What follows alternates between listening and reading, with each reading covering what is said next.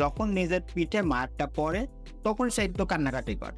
যে ৭৪ বছরের প্লাস এই মার খাচ্ছে ফিলিস্তিনিরা। আপনি যেটা বয়কট করতেছেন, সেটার বিকল্প আপনার হাতে আছে কিনা? আমি পণ্য বর্জন করব। আসলে কি কোনো রেজাল্ট আসছে আজ পর্যন্ত?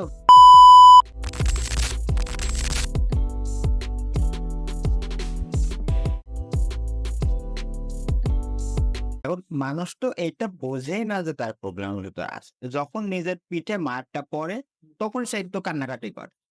এবং ওই অন্যরা সহমর্মিতা দেখায়। যেমন আমি ফর এক্সাম্পল দেখাইতে পারছি রিসেন্টলি ফিলিস্তিনের যে ঘটনাটা। বিভিন্ন পণ্য বর্জন করে তারপরে আপনার সহমর্মিতা জ্ঞাপন করেন, তারপরে নিন্দা জানিয়ে। আসলে এটা কি মানে প্র্যাকটিক্যালি এই যে ৭৪ বছরের প্লাস এই মার খাচ্ছে ফিলিস্তিনিরা তাদের স্বাধীনতার সংগ্রামের জন্য বা যাই বলেন, এটা যদিও এখন ধর্মীয় কেন্দ্রিক হয়ে গেছে। আসলে এটা কি মানে বাস্তব ভিত্তিক কোনো পদক্ষেপ হইলো যে আমি পণ্য বর্জন করব? আসলে কি কোনো রেজাল্ট আসছে আজ পর্যন্ত? না, আমি তো দেখি নাই। রেজাল্ট তো আসবে না। রেজাল্ট আসবে না। কারণ কি? আপনি আপনি যেটা বয়কট করতেছেন, সেটার বিকল্প আপনার হাতে আছে কিনা? হ্যাঁ?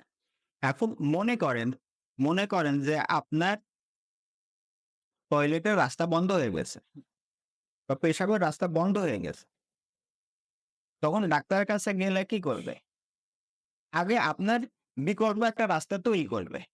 যেন ওই দিক দিয়ে আপনার বর্জ্যটা দৈহিক বর্জ্যটা বের হয়ে যেতে পারে। এরপরে আপনার ওইটার চিকিৎসা করবে। তাই না? রাইট, যেইটা হওয়ার ওইটার বিকল্প যদি না থাকে ওইটা হবে। রাইট। ঠিক আছে? না?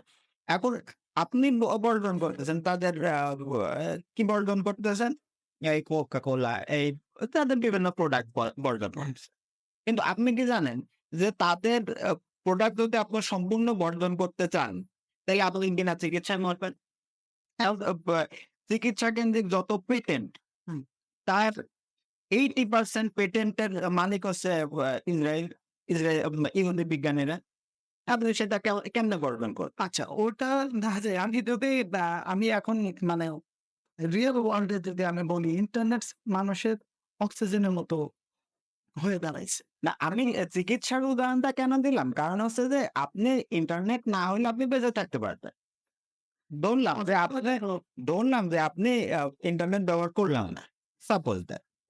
কিন্তু আপনার যদি চিকিৎসা না পান, আপনি বাঁচতেই পারবেন।